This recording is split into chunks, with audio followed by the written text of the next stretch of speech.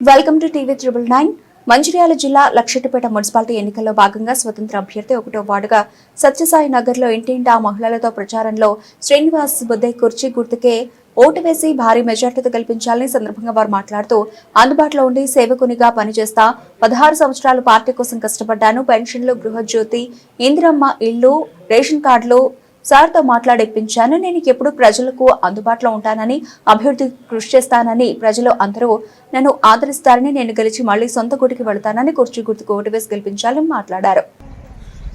Mancherial constituency Lakshapeta మండలం municipality ఎన్నికల సందర్భంగా 1వ వార్డు నుంచి బుద్దే శ్రీనివాస్ అలియాస్ దేవన్నను పోటీ చేయడం జరుగుతుంది.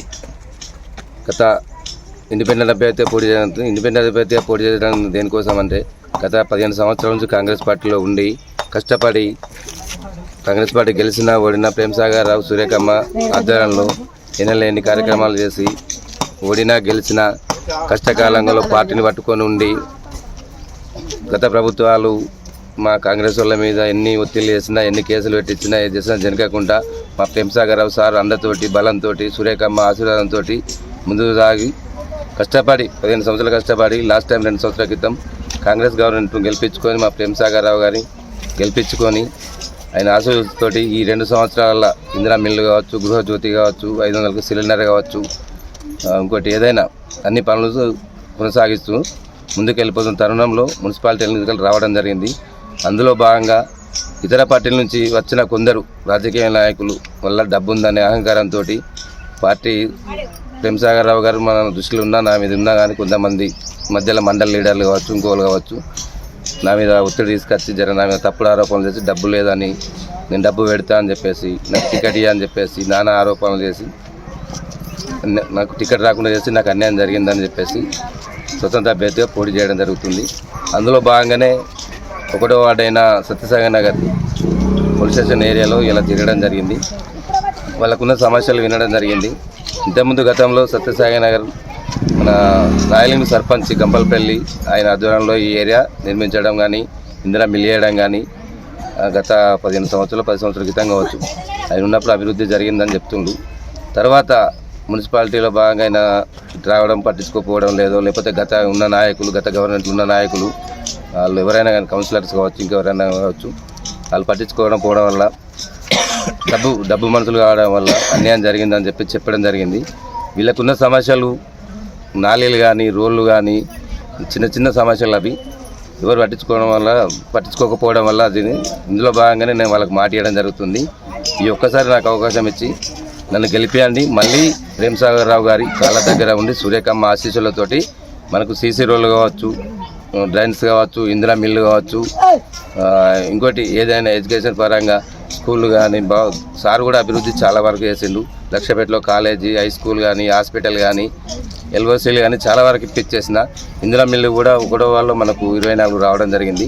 అందులో భాగంగా సత్యసాయి నగర్లో కూడా 6 చేసినాం. మిగతా ఇటుకలకాయ కూడా కొంత పెద్ద ఏరియా కాబట్టి అక్కడ ఇవ్వడం జరిగింది.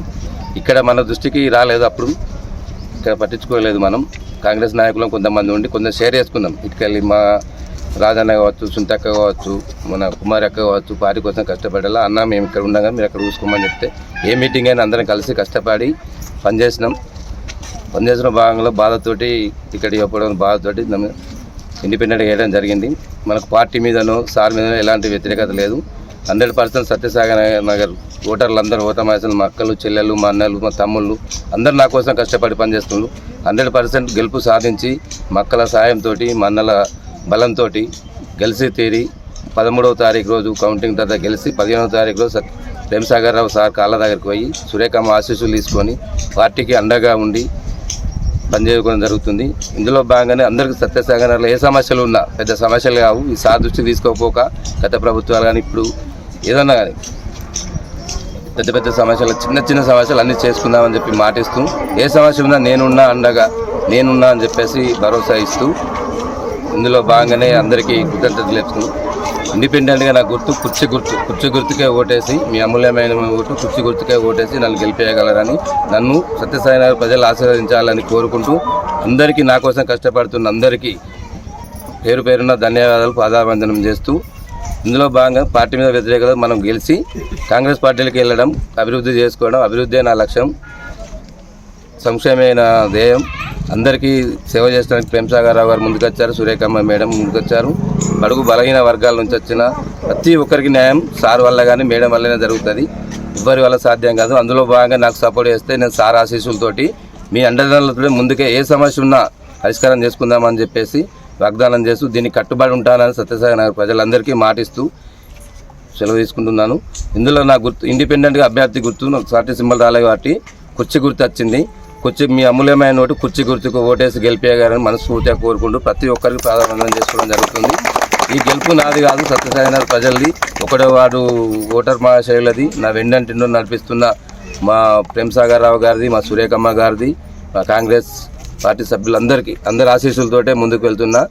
ఒకటి గుర్తుంచుకోండి, జీవితం ఉన్నన్ని రోజులు కాంగ్రెస్ పార్టీ నీ వీడేది లేదు, ప్రేమసాగర్ రావు గారిని వదులుకునేది లేదు. సురేఖమ్మ ఆదేశాల మీదకు ఏదైనా ఏ బాధ్యత తప్ప చెప్పినా మేము పనులు చేయడం అనేది మీటింగ్లు కంటెక్ట్ జరుగుతుంది. అన్నీ మా సురేఖమ్మ, మా ప్రేమసాగర్ రావే మా రాజకీయ గురువులు, మా కాంగ్రెస్ పార్టీకి అండ దండ బలం.